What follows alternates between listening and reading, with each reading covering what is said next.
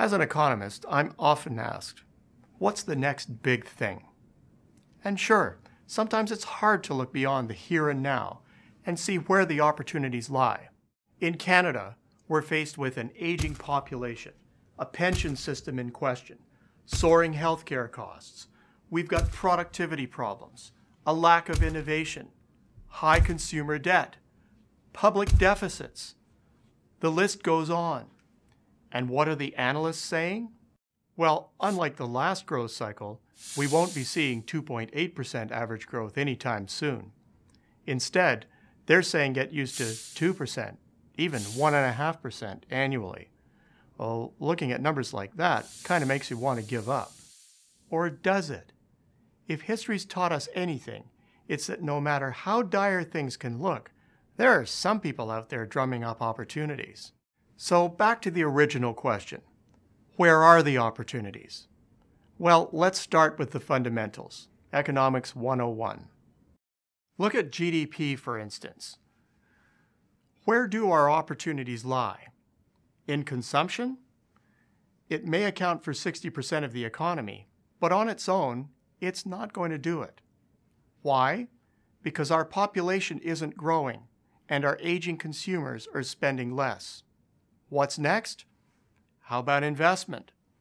Well, we import most of the equipment we use, so our rising dollar should have boosted this category. And with labor getting tighter, you would expect more innovation, but neither are happening. And government? Well, it lives off the rest of the economy, so it's not really a source of growth, which leaves us with one final category: international trade. Now, here's where things start getting interesting, because growth in global trade is outpacing GDP growth big time. Worldwide, the share of trade to GDP since the mid-'80s has risen exponentially, from 40% to over 60%. And Canada's no exception. Trade as a share of our GDP has increased from 50% in 1987 to 85% in 2000. Now recently, we've fallen onto some hard times. By 2008, the share had slipped to 70%. But that's mostly due to the Canada-US story. Despite the hiccup, there's a number of Canadian exporters out there who are making it happen. How? Well, in a word, diversification. Faced with tough competition and weak demand south of the border, these exporters have gotten creative. They're finding growth opportunities elsewhere, like emerging markets, places like China, the UAE, India, Indonesia, Russia, Brazil, Mexico, and a lot of others. And although this segment of Canadian trade is small, it's growing at an impressive rate. Between 2000 and 2008, merchandise exports to developed markets grew by 1.3% annually, which is a bit better than performance to the US alone.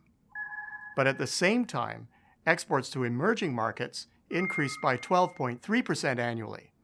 Now, admittedly, we were starting from a low base, but still the numbers speak to an important trend. So now, let's look into the future. Let's assume that recent growth trends persist and Canada's export shares continue to rise. By the time we reach 2016, emerging markets will account for 20% of total merchandise exports. And by 2020, that number will climb to almost 30%, which means total exports could have an annual growth rate of 4%.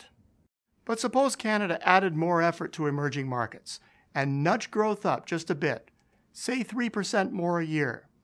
It's possible because these markets' imports are growing way beyond that. With that small change, emerging markets would account for 50% of total trade by 2025, and annual export growth would be 3.5 times the current pace.